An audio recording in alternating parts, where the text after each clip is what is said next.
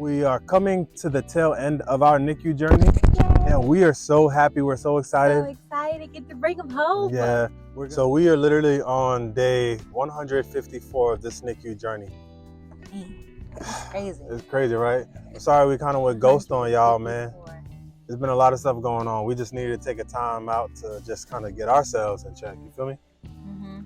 So, Eli is just under 10 pounds. Eli's been fighting so hard every single day. Guys, you don't know how ridiculously proud of Eli we are. And so, although we haven't given you as many behind the scenes as we used to, just some of the things that we've been kind of going through and just praying to God about, just his overall health and wellness. So if you don't know, Eli was born November 15th at 23 weeks and 6 days. He was born 1 pound 9 ounces. Basically, the odds that all the doctors gave us, they didn't expect him to make it this far, like at all, you know. So one of the things that's pretty cool is Eli has no signs of any developmental, disparities at all. Disparities at all. Eli has been doing well. He has not had any brain bleeds. They are not looking at him for any candidate for developmental and mental learning disabilities, which, amen, praise God. Yep. You know, but right now one of the biggest things for Eli is just his breathing. His overall breathing has been the main point of focus that we've been going through. You know, and as Eli feeds, it's tougher for him to breathe as easily as a normal person would. How'd they explain it to you?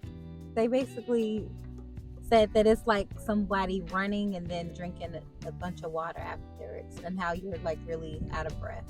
I think the biggest thing about Eli being at the hospital like that long, so he should have been home about a month ago.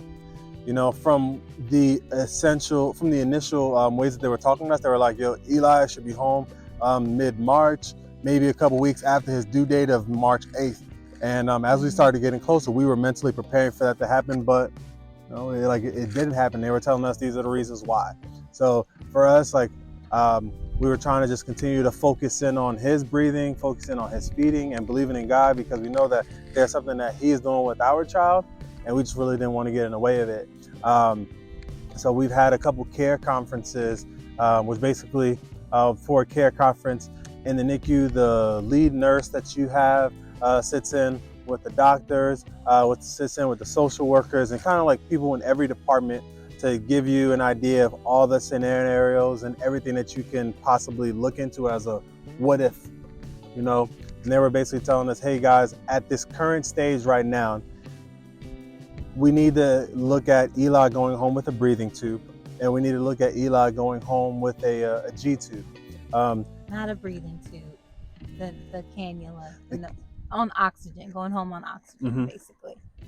So the reason why he needs to go home on oxygen, overall, he really is doing great. We're very proud of him, and even in the care conference, the doctors and everybody who's involved keep talking about how great he's actually doing, which is really good.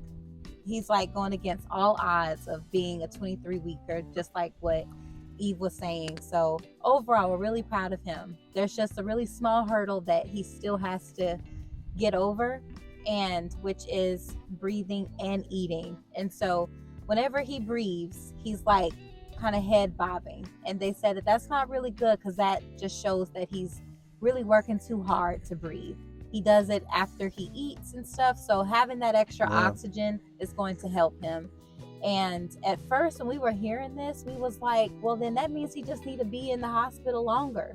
Give him what he needs. Why does he need to come home on equipment when you have the equipment here? You know, we couldn't really wrap our head around that. Why are they trying to force him to leave when he needs to still eat on a tube and he still needs oxygen? It just wasn't making sense to us. And the doctors, they did explain a little more, so I'm really glad. We really do have really great doctors and so they sat us down and really talked about how, even though he does need those things, at this point they are really focused on his development and his stimulation. He's been in a hospital bed for 5 months, 5 months. You know, it's been 5 months. He's been in this hospital room. He hasn't seen anything else but the hospital room. So now that he's becoming more alert, we've posted a bunch of videos of him like interacting with us now. And so now that he's starting to be alert, he needs that stimulation to be able to really thrive.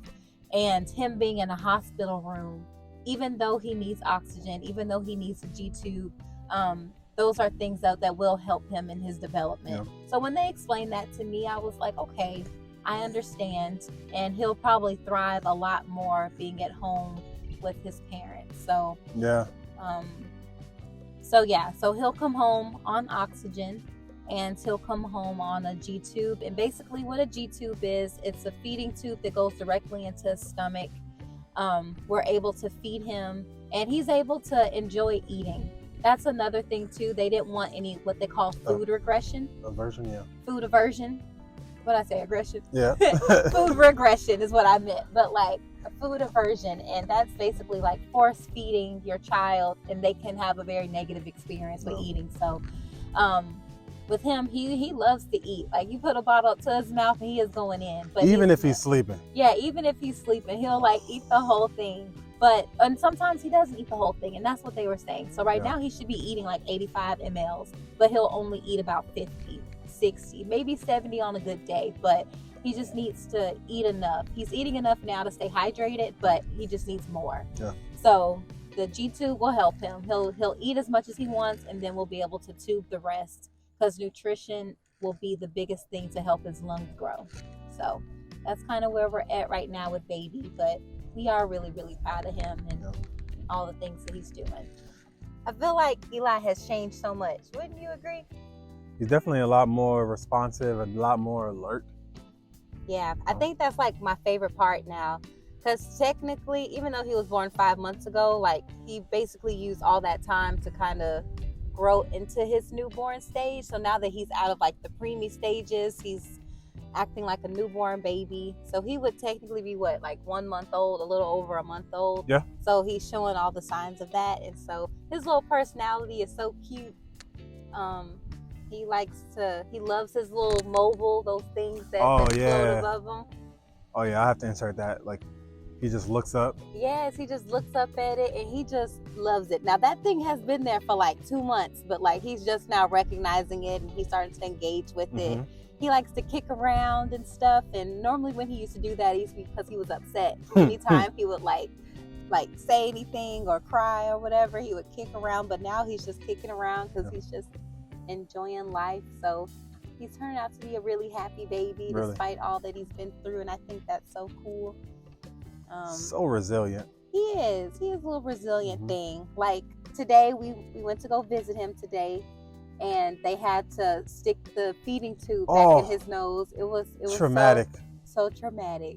Like Eve probably was about to cry and jump on the nurse. But it was tough watching that. It was tough watching him. They put a tube through his nose. Yeah, they put it through his nose, and so we watched all the way down. Put it through. So that's hard. But like right at the end of that, he was perfectly fine. So that just kind of speaks to his resilience. Yeah. And even though all this stuff is happening, like he's still a baby. He's still loving life. So I can't wait to bring that little boy home. He's just gonna thrive. He's gonna do good. I'm excited I remember when I had him on my lap once, like he was looking at himself in the camera. Like I had a selfie video on. His eyes were so big. he even looks at you during bath time. Yeah. Yes. Yesterday we were giving him a bath, and I feel like he knows me now. He knows you. Like he can hear our voice, and he'll like start moving around and stuff. But yeah, he wake up when I come around. Yeah, it was like 3 of us there giving him a bath, and he like locked eyes on me, and I was like, oh my gosh, I have to like record this. So it was cute. She's still in that stage where it's so funny. Have you seen that thing on Instagram where it's like this dude, he's got this camera and he's just like, oh yeah. Like that's literally her. That'll probably be me until, I don't know. He can literally do anything and I'll record it and think it's cute. What I will say is, while I watch her with him, I'm just like, go ahead and enjoy your time now, because the minute he start crawling, he start walking, he's gonna be rolling with daddy. And I was like, we're gonna try not to exclude you so much, but whatever. I'm gonna be right there. Mm-hmm. Yo, tell me why, like, so when I'm holding Eli, sometimes he'll grab my beard and he'll just like pull it.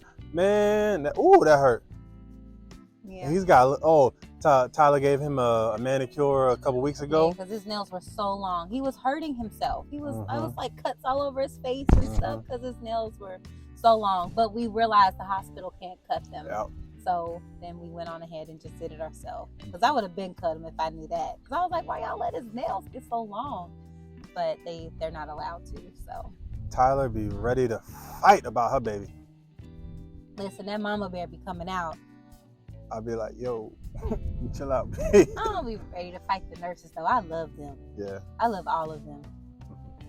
And so if y'all watching, we love y'all. Yes, so much.